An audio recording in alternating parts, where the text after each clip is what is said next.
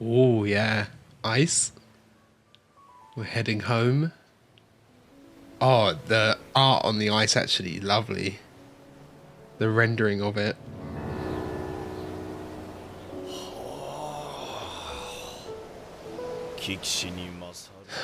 Yeah, it's probably never been somewhere so cold.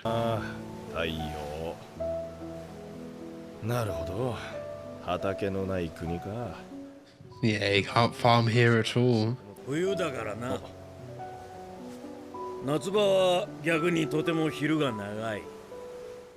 Yeah. Opposite when it's summer. They can grow some stuff.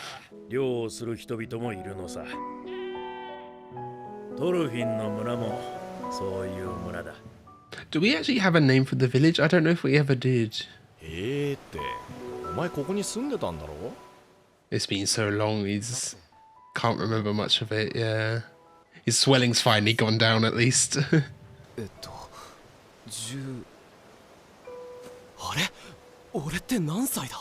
Doesn't even know.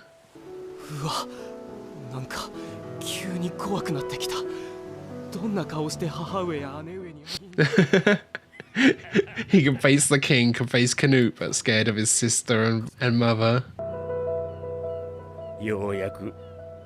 Wow. It's just titled Home. The village doesn't look that different, to be honest. I guess this is unannounced as well. They're just going to show up.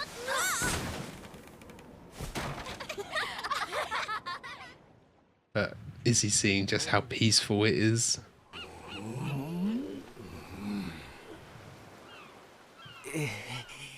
And like, Ari, is he still here? Was it Ari? Yeah, it's been so long they don't even know about him.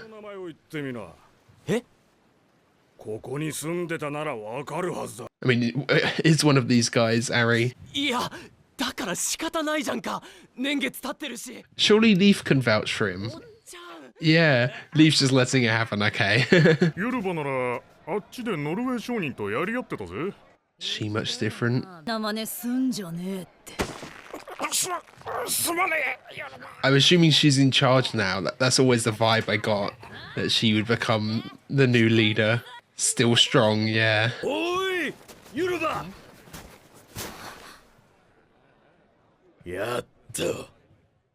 Wow. She doesn't look that different. Still got the curls. And those like quite pronounced eyelashes. No. Yeah. She's like disowned him after disappearing for that long.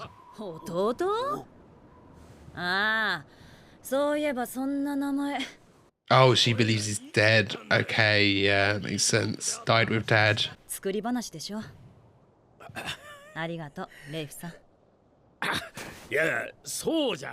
No, it did actually happen, yeah. This is the second Thorfinn he's brought back, though. I mean, no, Leaf knows that other Thorfinn isn't the real one. He doesn't even have Dad's knife or anything anymore, does he? Look at the smear frames. Like, Thorfinn's eye was, like, delayed there.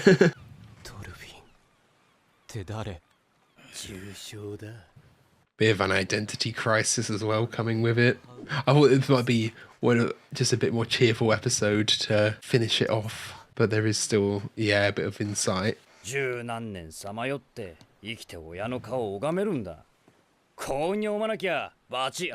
Yeah, it's still good to see them and know that they're safe.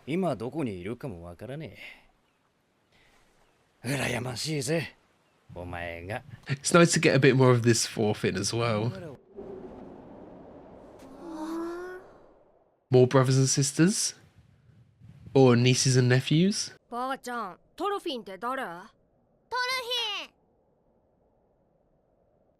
Anything? Might take a sec.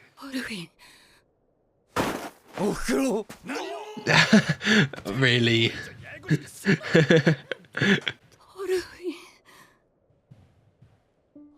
Can she kind of see Thor's in him a bit? See the resemblance? Hmm. Yeah. Oh yeah, look at the eyes, the eye colour, and the nose shape as well. Yeah, you can see it.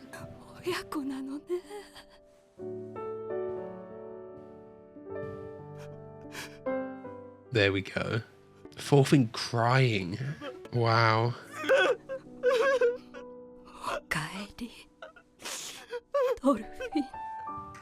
Yeah, she won't blame him for a thing.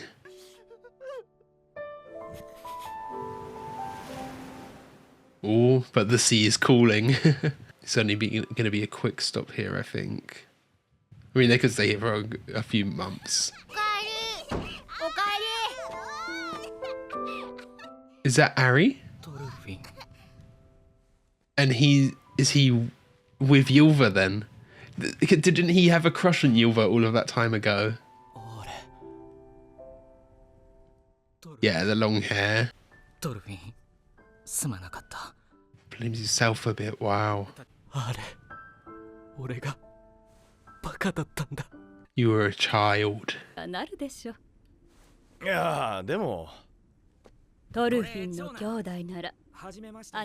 Oh yeah, your Thorfinn's brother. Oh, I missed that. The subtitles at the top. What were they saying there? I have to look back at that. Ari introducing maybe one of his sons.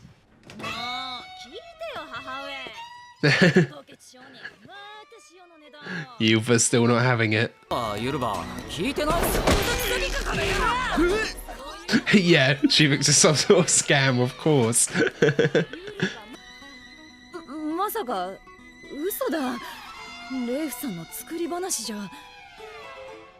So she believes it when Mum says, yeah. Even the little kids, they have the resemblance.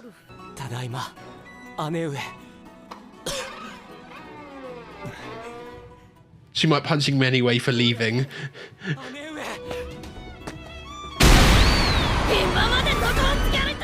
Yeah, of course.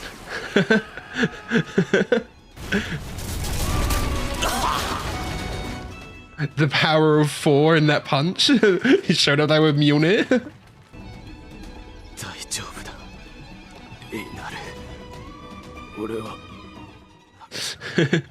That's still a strong one.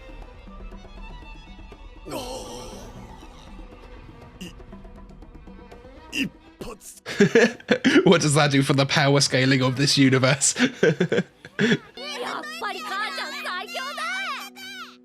There you go, Ma's the strongest. She would have beat 4 Gil, 4 Kel in a fight, easy.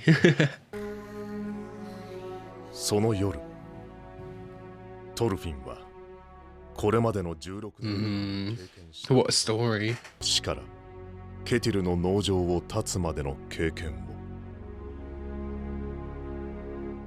And yeah, like, knowing Canute, knowing the king.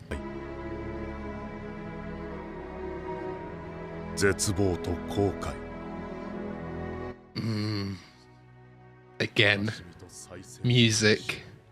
He's been reborn.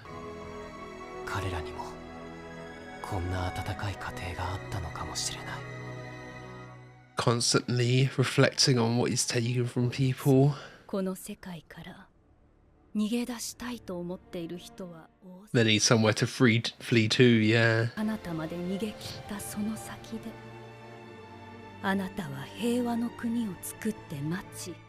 Yeah, it can welcome all of the people fleeing. I like Mum's supportive of it.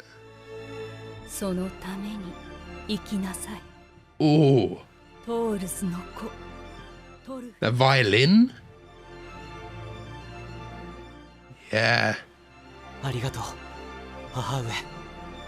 He's always dreamt of a Vinland that's safe, and he'll start to build the country there. The rumor spreads, you know.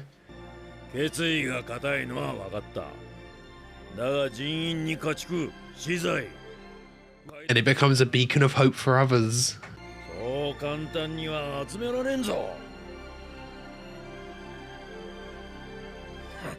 I mean, the money and currency won't work there, though. Leaf's coming. Of course he is.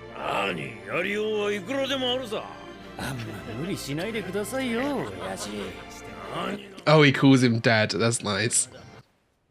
Is that the grave they made for Dad?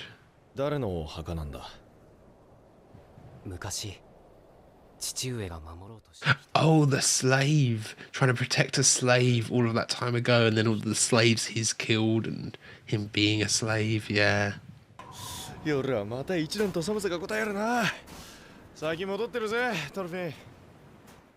I love the northern lights around them as well. Yeah.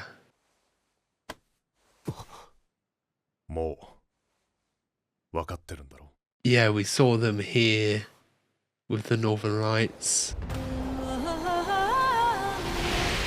Ooh. We going across the sea here? Bit of a montage. At the end of the last season, we had a bit of a montage like this. Ooh. Oh, okay, seeing them younger, yeah.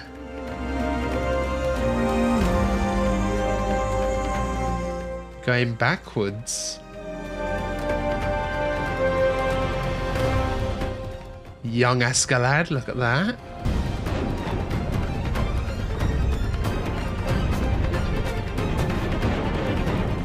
Ooh, okay. Had a haircut. Looks similar to Canute, doesn't he, actually, with the shorter hair. Okay, so that was season 2, episode 24 of Vinland Saga. What a great season it's been. You know, this episode, more of a light-hearted one. There were still some great moments here, but, you know, we got a bit of comedy here with Ylva not believing that Thorfinn is actually back, and a few other bits. I actually thought, you know, I know the story goes on from this point, and there's way more manga to cover, but if they had maybe just shown at the end them sailing off and this kind of hopeful future, like that would have been like a good end point. If that would have been like a satisfying end. Obviously I do know there's more, and they probably eventually do get to Vinland and start to have troubles there, and there is more thematically you can explore there with Vinland itself not being perfect and you developing that and trying to fix the problems there. But like, I could have seen a satisfying ending right here in this kind of hopeful moment of them sailing out to go and discover Vinland and start their new society, you know? Before starting this season, I'd seen the praise it's got and people say how good it is, but I don't think even then I was prepared with how phenomenal it was, especially towards the end here. You know, season one was good. There was a lot of great stuff in season 1, but Thorfinn in season 1 remained very static, and looking back, it felt like maybe we were kind of retreading some ground over again towards the middle of the season, whereas here in season 2, all of that was necessary to facilitate what we got in season 2, which feels like the real meat and potatoes. Thorfinn's rebirth, his oath, him becoming the true warrior, this kind of anti-war message. Like, there were elements of that in the first season as setup, but it just all accumulates into this great moment. The end of this season was just so good. The true warrior, that I have no enemies, it was amazing. Thorfinn's entire character arc has just been perfect, and you know, the themes of masculinity, what it means to be a man, how he is now impacting others. We are seeing how he impacted Alma, how Alma's probably going to change here for much for the better. And it was nice to catch up here with people like Ari, who, you know, has grown as well, probably been through his own growth since he you know, was almost maybe similar to Alma in season 1, where he wanted to fight and had this dream of fighting but didn't know what it actually meant to be a warrior. And they've both grown from that point, learned from their mistakes. And early on, when it was the double text, it was Ari introducing his son, who I assume he's had with Ylva, because all of the kids there didn't they refer to him as dad and then referred to Helga, as in Thorfinn's mum, and Ylva's mum as grandma? Unless they're using it, out of respect, but I don't see why they'd be in that house if they weren't her kids. So, like, calling her grandma as a sign of respect to your elders, but I don't think so. I think it's, Ylva and Ari have had those kids. There is just really so much we've missed out on not being here at the village.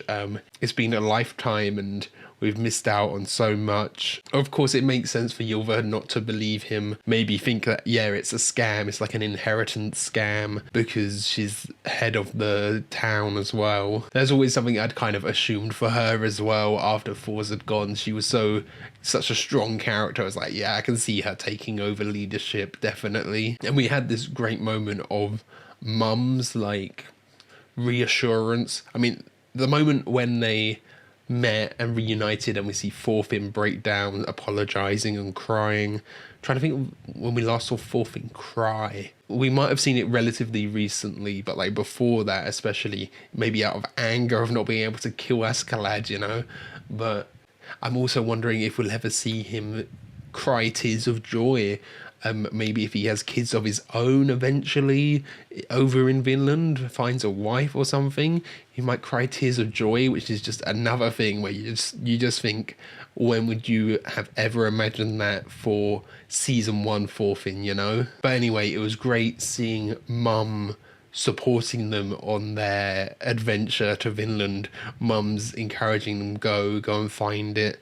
There are plenty of people that flee just like them. They had fled to this village to escape the war and suffering, and they hadn't fully escaped it. Now you can go to Vinland, build anew from there. But also the way, they look to Vinland for like salvation, and they'll go there, and once they start to build it up, maybe rumours will spread, word will spread of this place, of this Vinland, of this hope, somewhere you can sail the sea to get to. It feels like the more they build it up, the more hope will spread, the more people will flee there, and this idea of Vinland will just grow and grow and kind of spiral, It provides so much hope for everyone. And then in that moment, the music, we just have these kind of sharp strings, very quick coming in, and it was, this kind of like rising hope that was so good. Again, Yutaka Yamada, his score has just been phenomenal throughout. It's one aspect of the show that really just ties everything together.